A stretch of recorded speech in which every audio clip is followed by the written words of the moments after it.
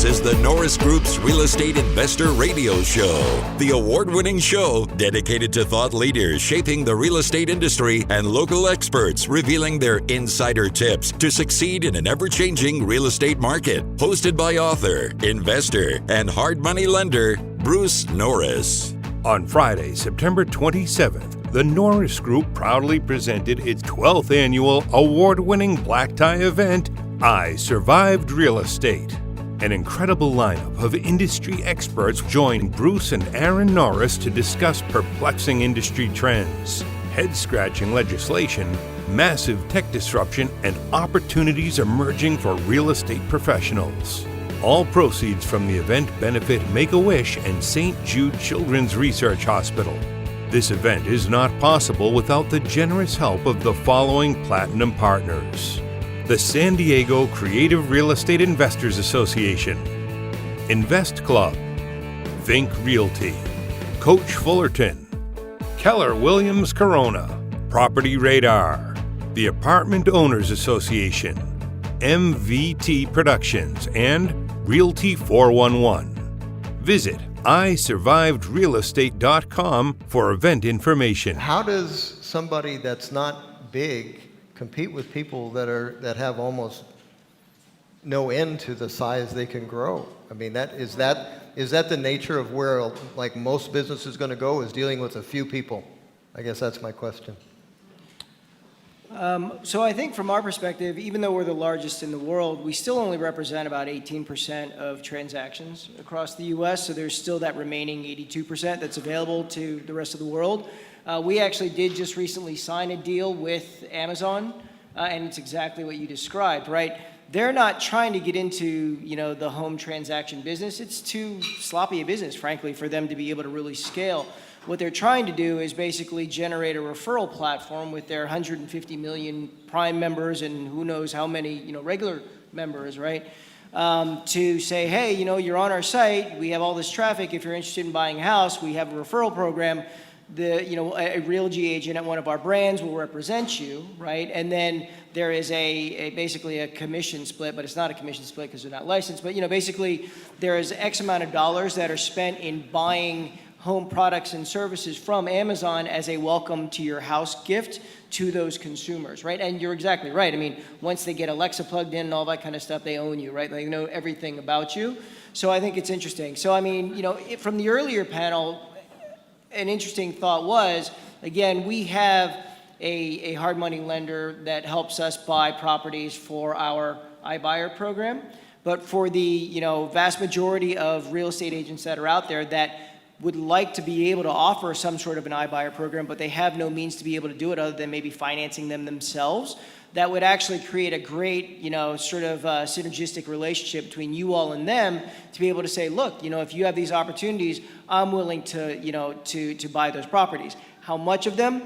Usually we're looking at somewhere in the neighborhood of only about 5 to 6% are investor grade, right? Or the seller is willing to take sort of the haircut that you all be looking for in order to have your margins, right?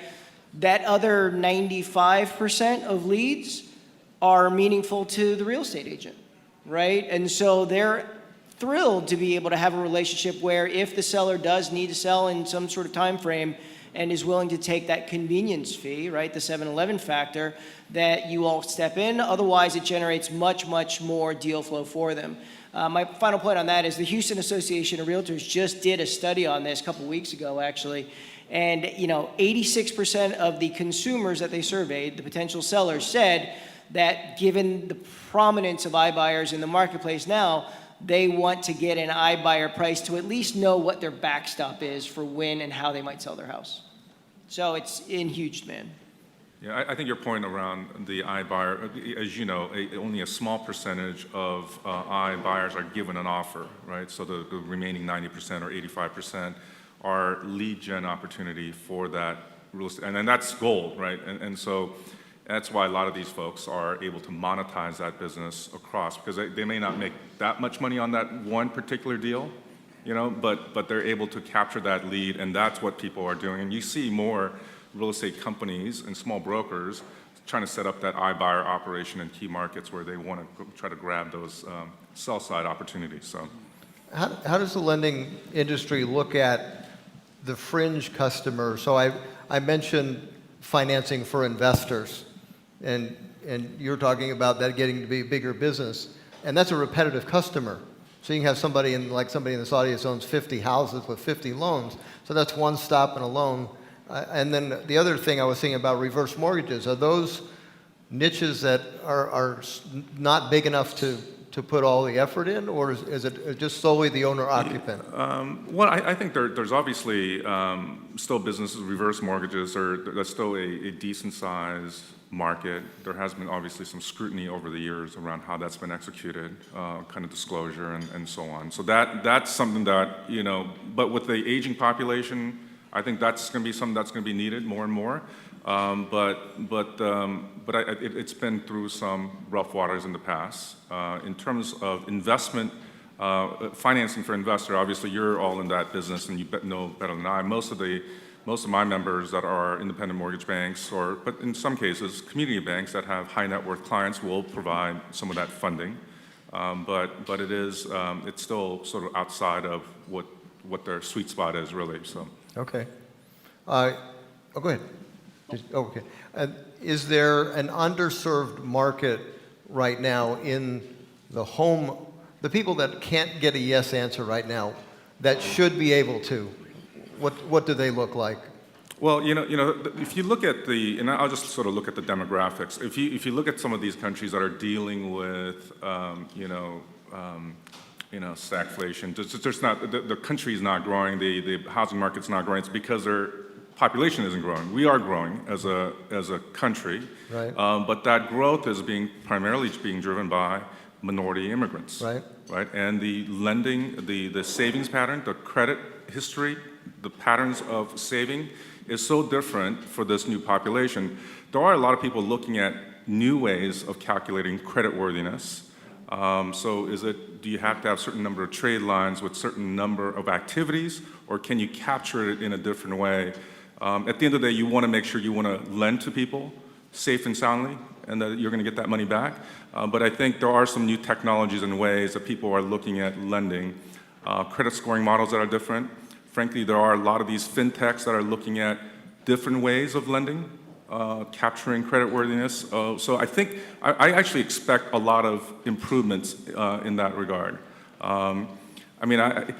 There's some crazy stuff that's out there around, looking at your Facebook and deciding your creditworthiness off of Facebook and stuff like that. But setting that aside, I think we are going to see some innovation coming out of that side of the business.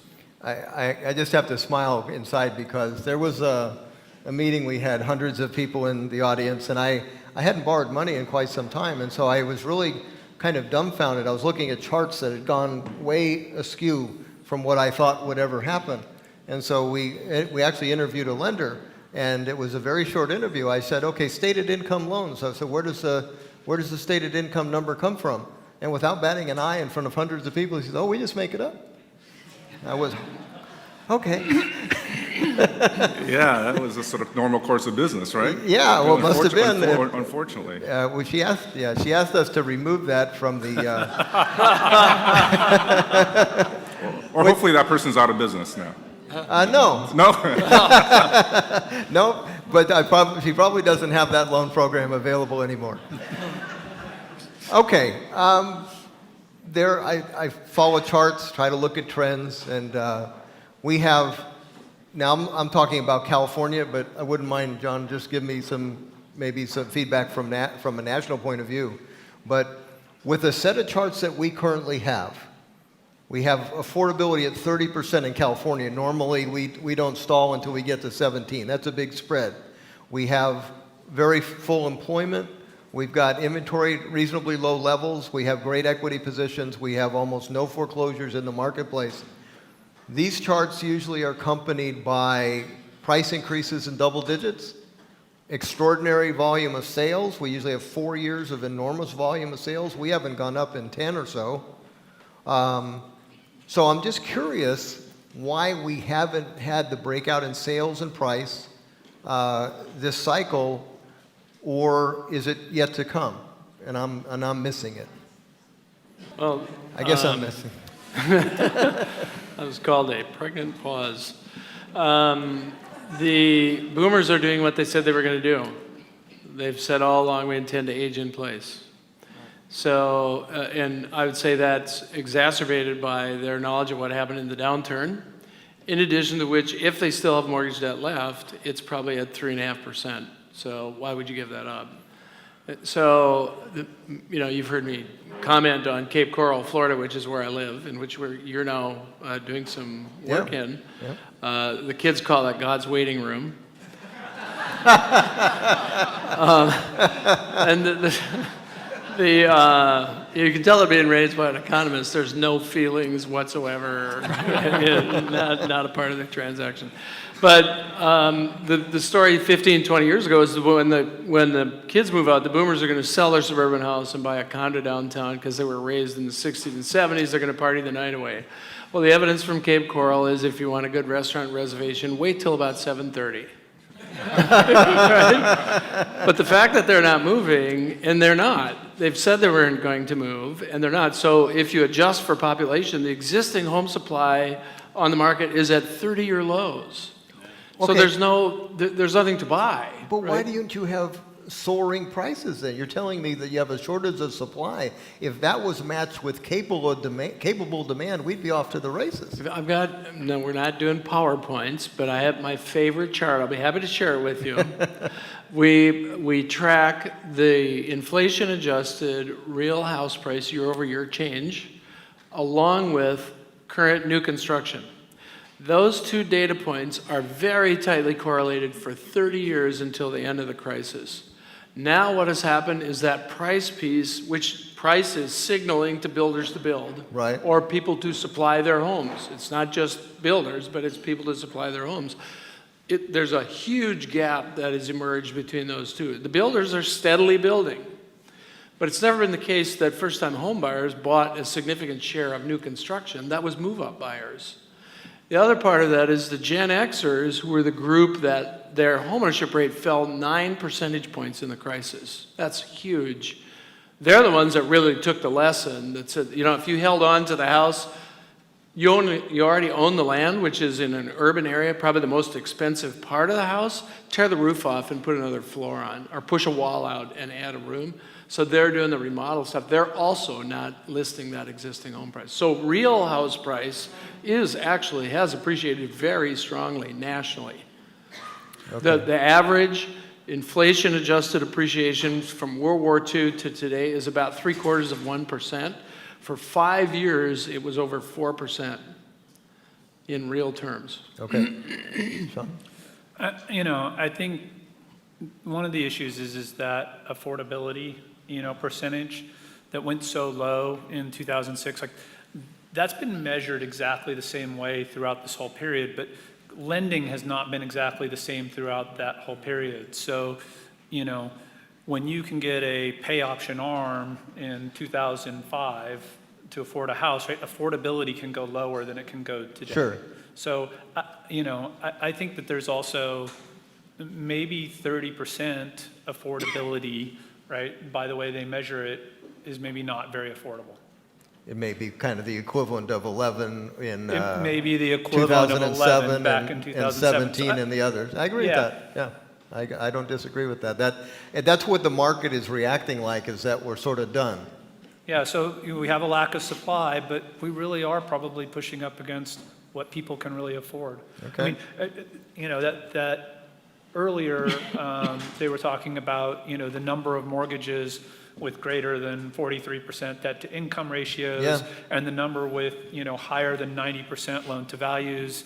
I mean, we're seeing a lot of like 104, 103% loans. And, to me, and then together with that, I heard from a couple of you that, well, there's not a lot of risk in that, right? Because the underwriting's much better and all the rest. Well, if you go back and look at the foreclosures of 2008, some of those folks were fine on an underwriting. It wasn't an employment issue. It wasn't anything else. It was, I overpaid for this house and I want out. And, and I think from that standpoint, and I don't think they will, let me just preface that, if house prices were to fall 40%, all that paper you think is so great is absolute crap. Okay, so let's talk about the next recession then, and the ramifications on our industry price-wise. So is there any consensus, like, would you say we're going to have a recession in the next 12 months? Let's just say yes, no, or maybe? I'll say no. No? Okay. I don't know. I think we're already starting to see early signs of it. It's definitely, obviously, not going to be anything like 2007, 2008. But in the next 12 months, sure, I'll say yes. Okay. You'll say yes. Sure. Yeah, I believe there has to be a small correction. I do. Okay. Now, okay, Sean. I think that we don't have a market economy. And I think with our current administration, we would throw anything at not having a recession. Yeah, we built an index to predict recessions, and normally within the 2 years there's a 27% chance, and according to the data it's a 75 right now. So I'd say that's probably yes, but I agree with him. They'll throw the kitchen sink at it if it's coming. Okay. Yeah, well, we don't have the same numbers as John, but the risks are rising. And we're never able to predict exactly when they happen, but the 12 to 18 month time period is. Okay. Well, so let's go through the process of, okay, we get a recession, and we're gonna prevent it from getting worse. So the first thing Fed does is lower interest rates by typically 4 to 5%, and They don't have that. we don't have that. Oh, sure we do. We can go negative. Well, there you go. I read that. You can go negative. It's in a report I read. It's not a big deal. Must be true. It was written in a report, right? Yeah. Well, so if you look at sovereign debt around the globe, take the U.S. debt out of the picture, 50% of sovereign debt is paying negative yields. Yeah. That's $17 trillion, right? So. You pay them to have your money. Yeah. Now, at the beginning of tonight, I think I mentioned something to the effect, and I just lost my thought. Can you believe that? Well, I'll tell you what was funny. I sent most of the people on the panel an email because we were messing around with the idea of negative interest rates. I said, so, okay, hypothetically, you owe $1 trillion and you'd be able to get a 50-year loan at minus 2%. You would never have to make a payment. It would resolve itself in 50 years just by taking your interest credit. So I thought, that would be good. Okay, so if we have a recession and we don't have that weapon, and by the way, what I was going to say is those countries really are not at the end of their negative cycle, they're at the beginning of their negative cycle. Is that correct? Do you think that? Like Germany or whatever is going negative, is it going to get more negative? Well, there's no question their economies have slowed. Right. In fact, the Germans were, depending on how you define it, were in recession for a little bit. They're heavily dependent on trade and on manufacturing, and both of those things have been slowing because of the trade debates that are underway. So if you want to see Germany shudder, all you have to do is use the words car tariffs, because that's Germany. Okay. So no question, around the globe, things slowing, which is part of the reason that rates are where they are. Okay, so the Fed can only lower so far, then it starts injecting money? Yeah, one of the things that Powell did say in an answer to a question was that it was put the damper on the idea of negative rates. So that is, I think, the evidence that the central banks around the world have seen is that it really hasn't helped growth. But yes, they would expand the balance sheet. They would offer whatever liquidity services they could in the industry, but then the rest would have to be done by the fiscal policy. Tax cuts probably would come through. What they're controlling is the short end, basically. If you had negative rates that got into pretty negative territory, there's an IMF report I read, it was minus 3%. They were trying to figure out ramifications of that. So what would happen to our 10-year if something like that was to occur somewhere else? Would we have that invert to quite a low number? I'm just curious. Well, for those institutions, global institutions who do not have regulatory requirements to hold sovereign debt from their nation, which we do, for example, our banks have to hold treasuries as part of their capitalization, or asset classes for liquidity and safety issues. So some of the institutions overseas hold those securities or that debt, even though it's going to generate a negative yield over the course of life because of regulatory requirements. But if they are not burdened by that, part of the reason long rates in the U.S. are low is because capital flows to the U.S. because it is a positive return. Yeah, that's my point. Even if it would be positive, even if it was less negative than where it was coming from.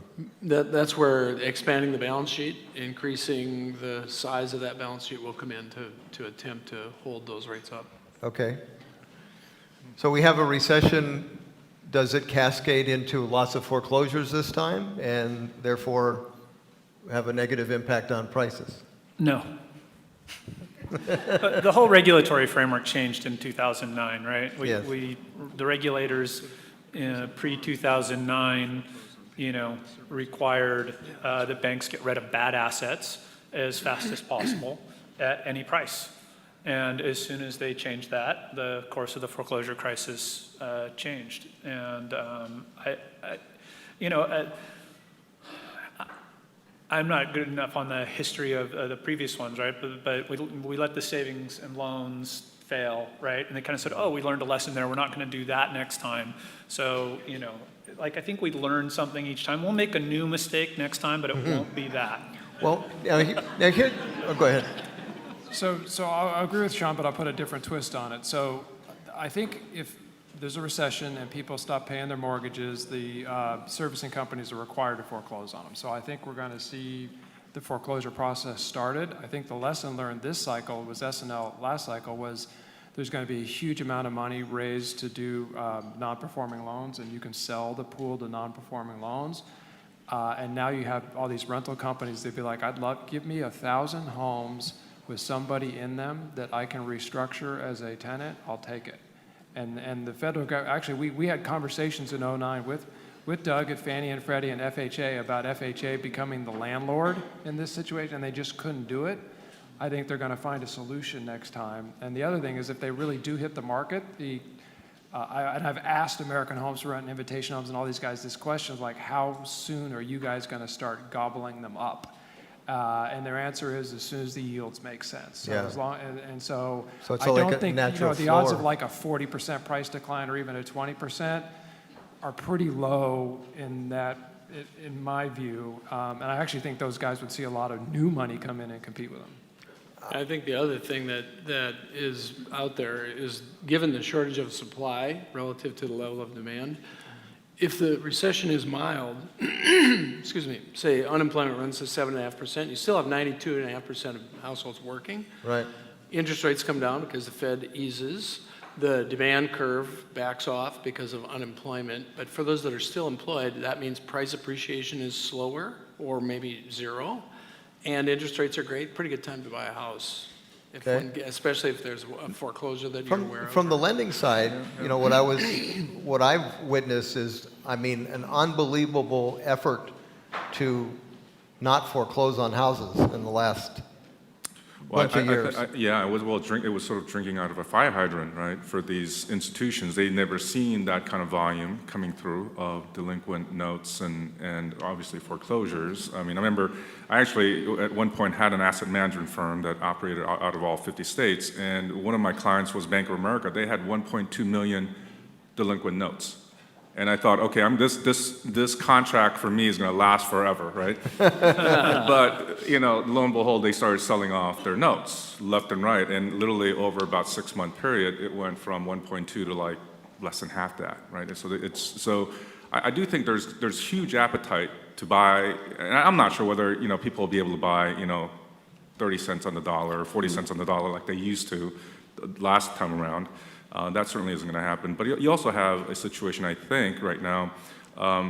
The average down payment of what Fannie made, what is it? Like, it's probably like 68 LTV. What is the LTV on your typical book of business right now?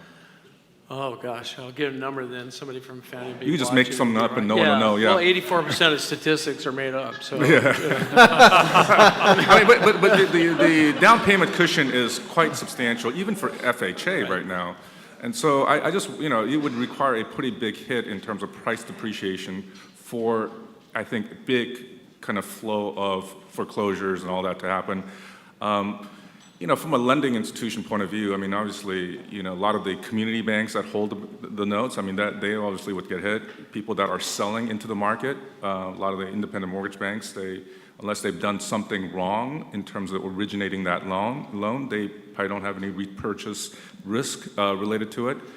So it just sort of depends on who you are. And my guess is that we will not see what we experienced in 08, 09, and 10. I don't think we'll deal with anything like that quantity, but I was thinking that the consumer kind of has been taught, I'm going to get a hug and get a recast and a 2% mortgage, and they're going to put it on the back end, or they're going to forgive it, and I can stay here for 4 years without a payment. I mean, that's what they just experienced. Yeah, well, they did experience that, but you also had about 5 million people who actually lost their home. Yeah, that was the first round, and that's when they went, we better not do that. Yeah, so I think the pain of those 5 million people are still kind of alive and well. Obviously, there are people who got the pass, they got, they didn't have to pay a mortgage for 3 years or whatever it was, and you certainly had those situations, but I do think just the general perception in the market is people got hit pretty hard. A lot of people literally lost their home and really lost their trajectory in their life, right? So, and people are just kind of recovering from all of that now, and I don't know if it will be viewed as this kind of positive experience that somehow they'll get saved through the process. So.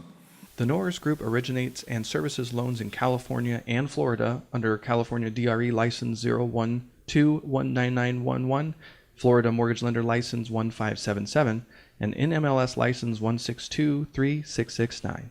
For more information on hard money lending, go to thenorrisgroup.com and click the Hard Money tab. The Norris Group would like to thank its gold sponsors for supporting I Survived Real Estate: Coldwell Banker Town and Country, In a Day Development, Inland Valley Association of Realtors, Keystone CPA, Las Brisas Escrow, LA South RIA, Michael Ryan and Associates, NorCal RIA, NSDREI, Orange County Real Estate Investors, Pacific Premier Bank, Pasadena Phoebe, Shenbaum Group, SJREI, Spinnaker Loans, South OC RIA, U-Direct IRA Services, White House Catering, Wilson Investment Properties. See isurvivedrealestate.com for event information.